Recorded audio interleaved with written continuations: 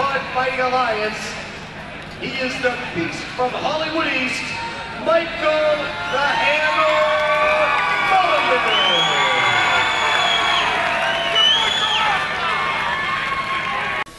Hey folks, Michael the Hammer Mulligan here with Mr. Polvere.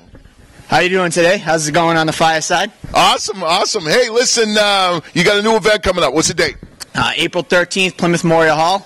One of the best venues around. So now we're here at Lauzon's MMA for the media day for that event. Is that right? That's correct. You know, we bring all the fighters in a couple weeks before the event, get their medicals taken care of. You know, my favorite part about it, as you can see how I'm dressed, is getting an opportunity to roll and grapple and kind of what all the guys are going to be fighting on the card. So that's the most fun for me. Nice. What do you think? What do you think? How many fights you got so far for this event? Right now we got 16 fights. Our main event is a 155-pound title fight between undefeated Jimmy Davidson out of Sid Yatong, our title holder. He's defending against Jeremy Ross. Wow. Big fight for us. That's really exciting. I mean, no one's really been able to solve the riddle of Jimmy Davidson. He was 5-0 as an amateur. Here he is 5-0 as a pro. Jeremy Ross. What weight? 155. Nice. You know, Jeremy Ross is a grizzled veteran. He's been around fighting since 2002. Sick guillotine. You know, that could be the equalizer there. Jimmy Davidson is a wrestler, and they're susceptible to guillotines. And Jeremy Ross said he's coming for that. So we'll see what happens that night. It's gonna be fun. That's it. That's good. Now, what about what do we got? Travis over here is going to be going. Who's he going with? We got Travis Ryder or Lerchen, whatever you want to call him, the man from parts unknown, as they say.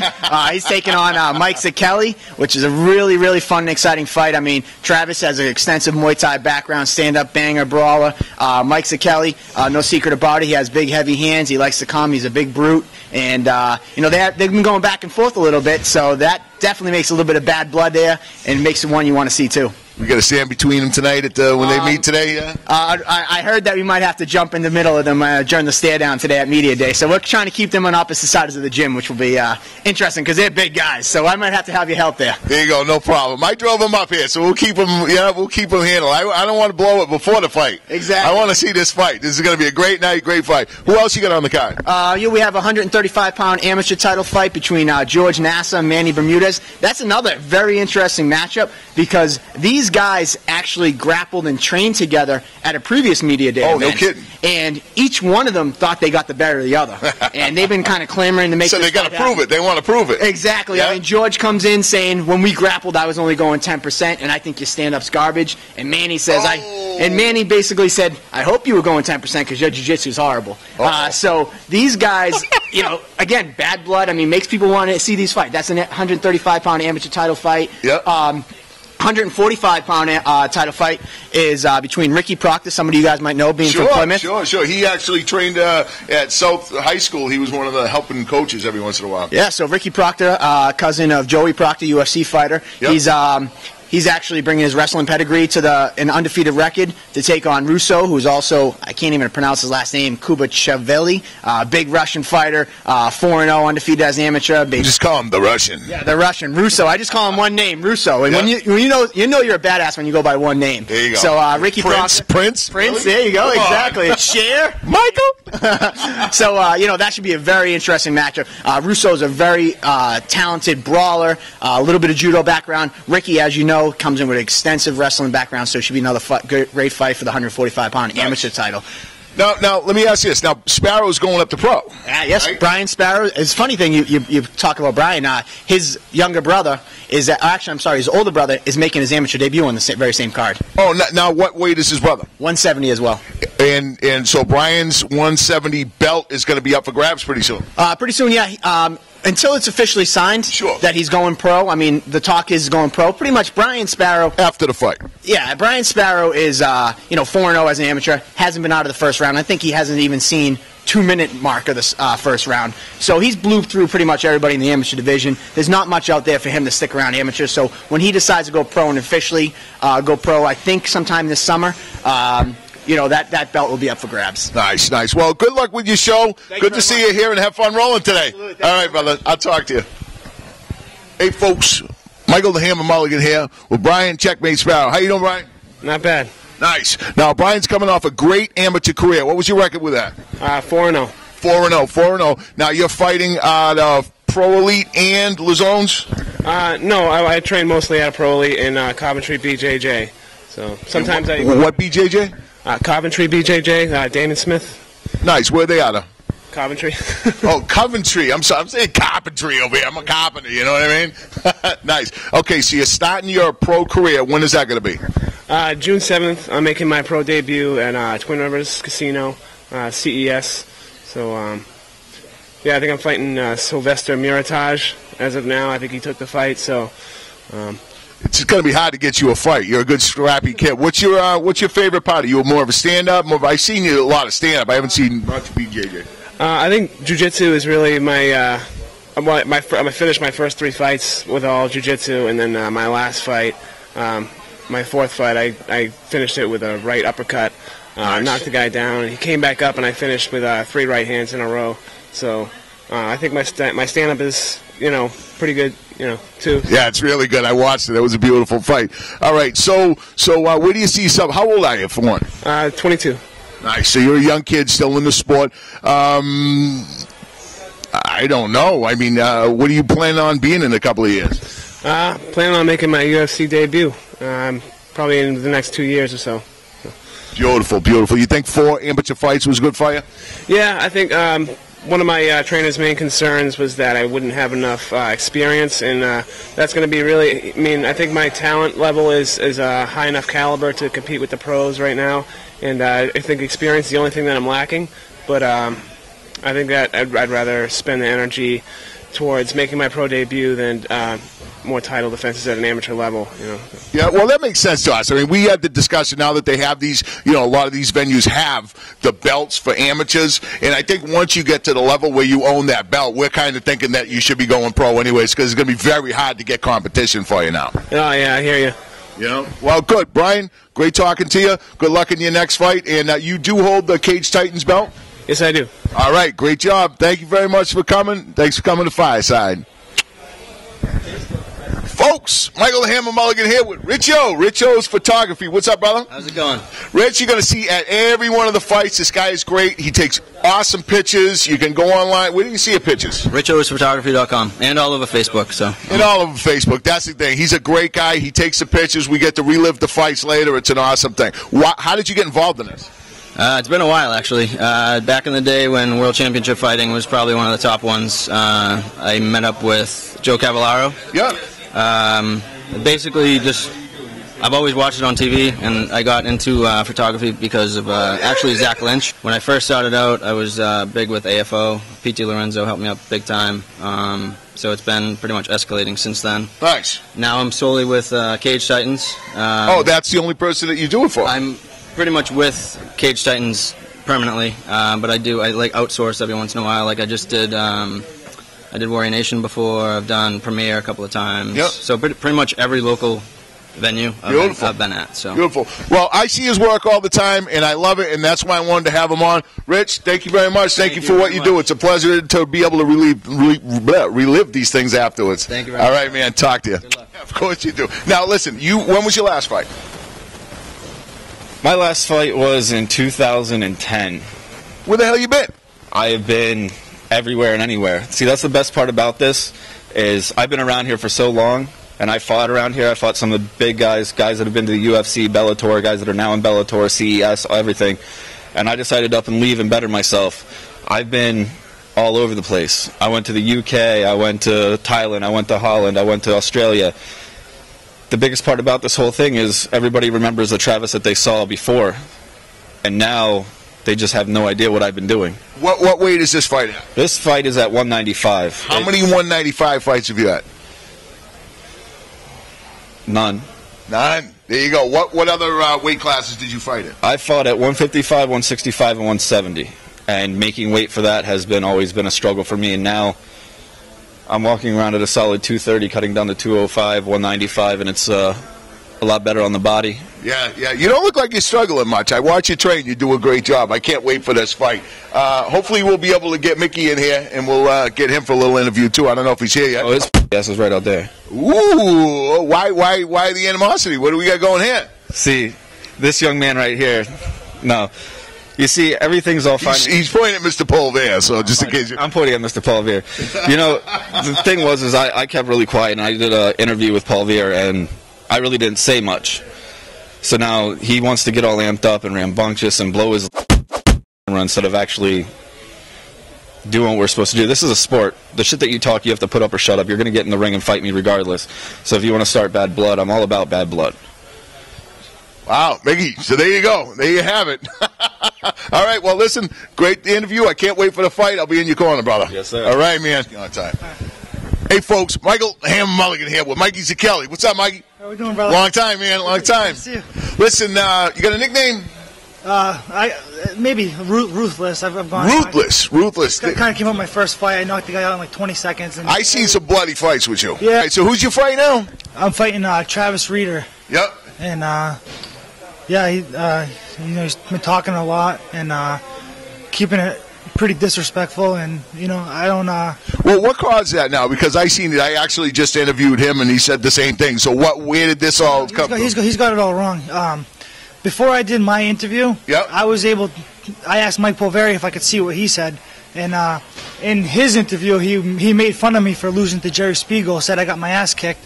He obviously didn't watch those. Hey, Jerry's a good fighter too. I ain't taking nothing away from Jerry. Jerry's a guy with 75 fights, brown belt, and yeah. And it was if there was anything that I took from that fight is you can't just rely on trying to knock somebody out. And if you hit him and go and they're still there, it made me realize what a real fighter is like. Yeah. So what happened in the interview was I watched his interview on tape before I did mine, and Mike's cheating. Yeah, and no, I just wanted to know what he said because I just wanted to see where he was at, and he criticized me for my losses. I know my opponent's got a professional MMA record of 4 wins and 10 losses, and I didn't criticize him for his record. I'm not afraid to stand up at all. I cannot stress that enough. I know he's bigger, he's put some size on now, but that doesn't translate to being stronger than somebody who's already been walking around that way. Well, listen, great to have you interview with you. This is great. Pleasure. I can't wait for the fight, man. But I want to make that clear. I never started this whole disrespectful thing. It's not my style. Okay. You know what I mean? Yep. And I'm not somebody who I train. I want to just fight. And I think I'm not the best fighter around, but I think a lot of people respect me because I'm just a nice guy. And there's no place for that type of shit. I always find you in your corner afterwards. You are a nice guy. Even when you're rooting against me during the fight. He didn't like it. He said, I'm telling Jerry what to do. He's like, Mike, what are you doing? He's a brown boy. He doesn't need any help. Just because, I love Jerry. He's been around for 100 years. That guy is he's amazing. You love him, too. I'm real good friends with him now. Yeah, he's a great guy. You can't help but cheer. My son was actually cornering him. Yeah. Oh, it was you. All right, guys. Well, thanks for coming again. Good luck in your fight. We'll see you out there. Take it easy. All right, we got Travis and we got Mike. You guys, we got a fight coming up. Shake hands. I got no problem shaking hands. There's never an issue on my part. I just got a little annoyed that you're criticizing me for my losses. You've had some losses too. It's the past. I'm not judging you on them. Don't judge me on them. You know what I mean? I don't judge. We're going to fight, dude. That's the way it is. It's all good. I've been going for 3 years, bro. Just remember, you're at a new gym. Good for you. Maybe it's a good change for you. You don't know where the I've been, bro. I really don't care where you've been. All right, with that said, folks, that's enough. We'll see you at the fights. Hey, folks, Michael the Hammer Mulligan here with Bill Mahoney. What's up, Bill? Nothing much. We're here at Lauzon's, and we're here for the media day for Cage Titans. Now, who do you got coming in this upcoming event? First of all, Ricky Bucharian, 2-0 at 145 is fighting. He's fighting a kid that pulled out on him last time, so he really wants to hurt him. And a little animosity? Yeah, I mean, we don't really know the kid, but I try to make them angry any way I can. You're the king of animosity. I mean, if anybody puts more crap, I think he won the award, folks, for the most crap talker online over me. I didn't think it was fair, but he won it. And I got something like biggest personality over Baker, which I think is wrong. Over who? Over Baker. Yeah, why wouldn't you? I don't know.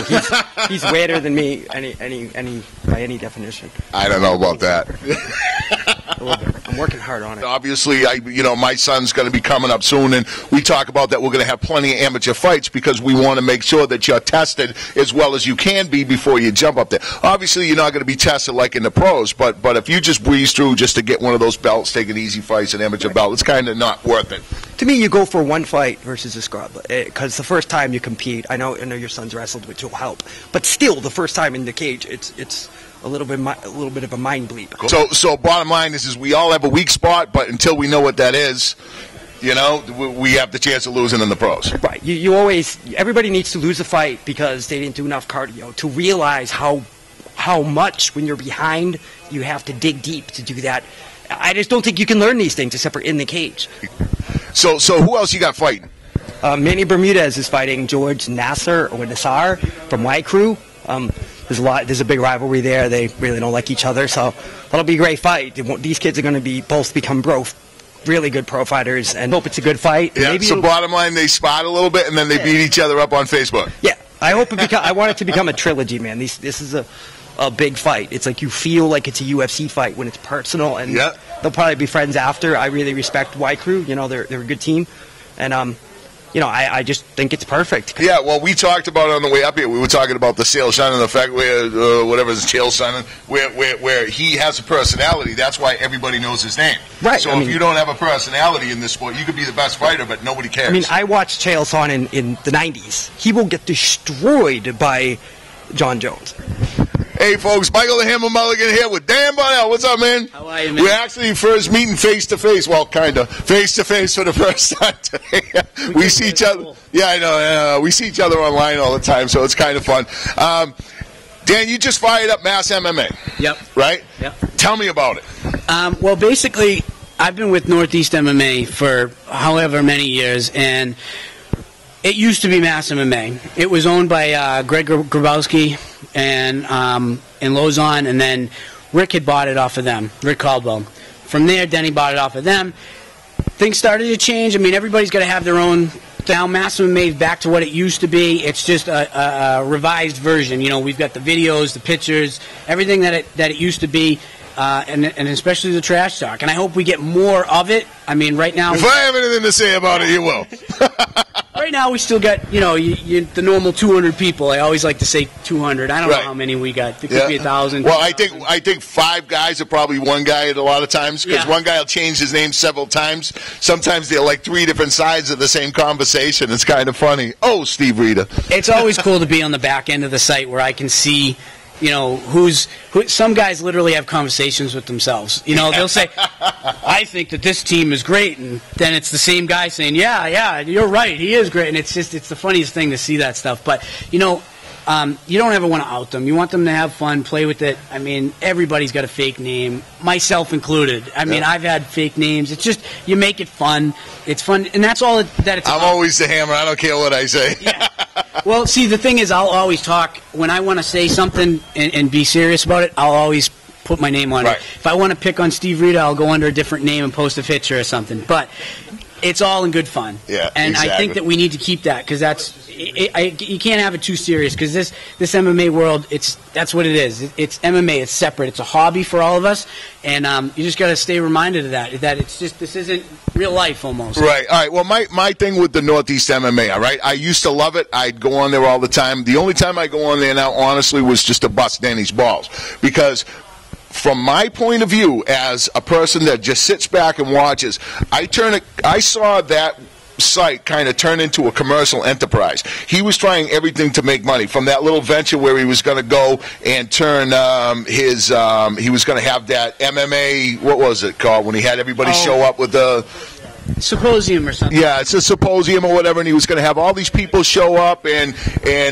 you know, he was going to charge the schools to come and set up and have them roll, and then he was not going to allow them to sell their own shirts, products, anything else. So the only person there that could sell their products was Denny. And so I really got offended at that, because this is a guy, and he was also selling interviews, so he'd tell some of the, and I've had 4 different promoters call me up and say the same thing, that he would charge them $500, and they would be able to write their own review for the fight. Right. So to me, that was a little bit getting off the track. Now, you guys are more honest, and you're keeping it real, and you're saying what you mean. You're not doing it for money.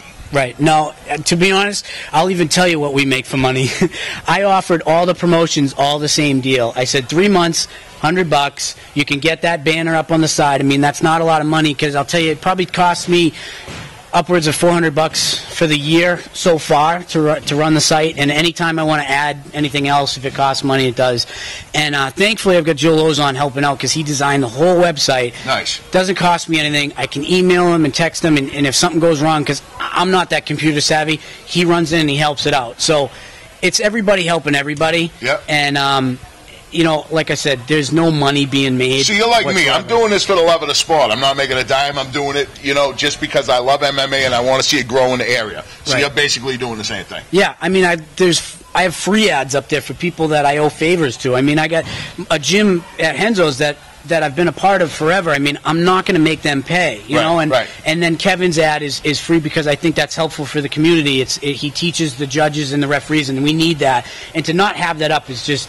It's kind of Kevin, I got a beef with Kevin anyways. I mean, because Kevin really irritates the crap out of me. The guy shows up to do a Fireside me wearing a freaking ascot and a velvet jacket with a flow back with his hair all greased back, right? He's trying to upstage me on my own set. Son of a Unbelievable. What is it with at least that guy? I dressed down for it. Down, yeah, down. All right, Dave, thank you very much. It was great seeing you. All right, thanks, guys. Hey, mass-mma.com. Awesome. Thanks, man. Hey, folks, Michael Hammer Mulligan with Jimmy Quinlan. What's up, man? What's going on? Any nickname? Crash. Crash. Here we go. I don't know. You're a cop, right? Yeah. Is that a good name for a cop? Crash? It was before I was a cop. I can't deal with it now. There you go. I saw on TV, I saw a part where they were talking about how the town really supported you. The selectman basically said, go do what you got to do and your job's waiting for you. Yeah. They just told me I can go and, you know, pursue this dream. And, you know, it's kind of a once in a life. It's not every day like one of your coworkers gets to go fight for the UFC or get on the Ultimate Fighter and all that. So it was something they were like, go pursue your dreams and have fun with it. So. Yeah, why wouldn't you, man? Why wouldn't you? So the last one that I saw you fight was, who was that guy? He was ginormous.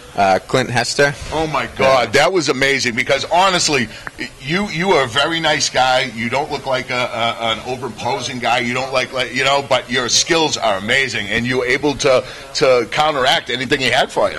Yeah, thanks. He's probably the biggest guy in the house overall, and obviously an intimidating presence. So it was a tough fight, but it was one I knew I was a better grappler, so I just wanted to wear him down and keep him from elbowing me in the head. What did the people in the house say afterwards? Because that really was, you know, that was probably one of the best fights for me of the season was to watch you defeat that man. Yeah, I think it's a lot of people just kind of prove like they all knew I was a wrestler grappler, but it kind of proved like okay, he's actually a good wrestler grappler type.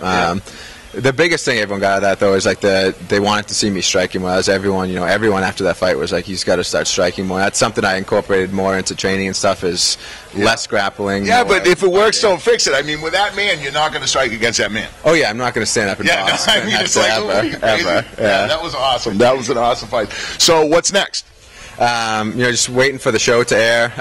We can't really say much about what's going on. Dana did announce everyone's getting a fight on the finale, so win or lose on the show, everyone's getting a shot in the UFC. And everybody that was in the house from the beginning? Yeah, so not the 28. Once you've been eliminated and got those initial 14 in the house. Ones that made it into the house, correct. We'll all have a fight. Dana told everyone, he announced that.